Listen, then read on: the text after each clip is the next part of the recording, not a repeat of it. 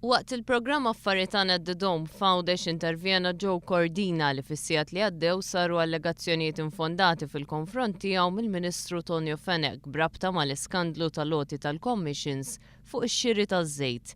Huwa spjega kif il-kumpanija Intershore Fiduciary Services Limited m'għandax taqsam xejn mal-iskandlu tal-loti tal-commissions kif ipprova jallega l-Ministru Tonio Fenech.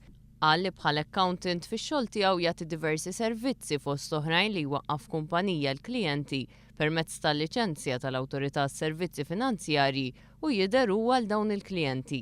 Spjega kif fost dawn il-klijenti din il-kumpanija kellha lil George Farrugia. Saħaq li huwa qatt maltaqa' ma' Farrugia u minkejja li sar ix-xogħol taċ-ċekkjar li normalment isir, Farrugia ma kienx qed jgħaddi din l-informazzjoni lid-diretturi tal-kumpanija. L-istorja tat-tixħim li kien involut fija u li naqat maddilna. U darba fost l-oħrajn irċivejna itra l-avukati taħu George Farrugia. Ovvjament l-itra uffiċjali kienet indirizzata lilna fejn informawna illi aħna għandna l-frodi għaliex ovvjament kienet indirizzata l George Farrugia għax kien qed jifroda lilhom lil-ħutu. Wara li indagajna, ovvjament aħna waqqafna relazzjoni li kellna ma' dan George Farrugia.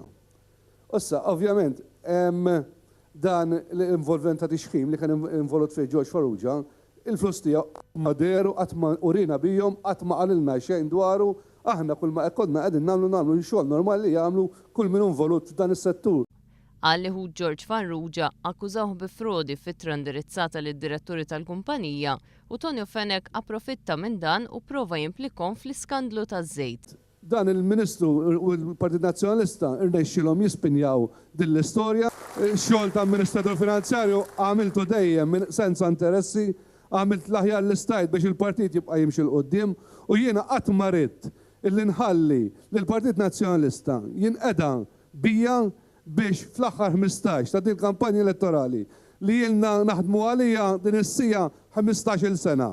Inkun b'xi mod illi jiena ntellef daqshekk lill-partit f'dan ir-rigward. Joe Cordina ddikjara li l-Ministru tal-Finanzi qed jikdeb u għalhekk li nhar it-tnejn huwa u d-diretturi l-oħra ta' din il-kumpanija se jresqu libel fil-konfront tiegħu. Nhar it-tnejn ħaniftħulu libel tal-gideb kollu l-ispinjaw fuq il-kumpanija tagħna m'għandna problema. U nibqa' naħdem sal-aħħar għaliex Alla ħares pajjiżna ikollu ministri ta' dil-kwalità imexxu lil dan il-pajjiż. Spjega li huwa rtira l-kandidatura tiegħu għaliex bl-ebda mod ma rid li jintuża biex jiġi attakkat il-Partit Laburista. Cordina ringrazzja lil dawk kollha li taw appoġġ, inkluż lill-familja tiegħu f'dan il-mument diffiċli għalih.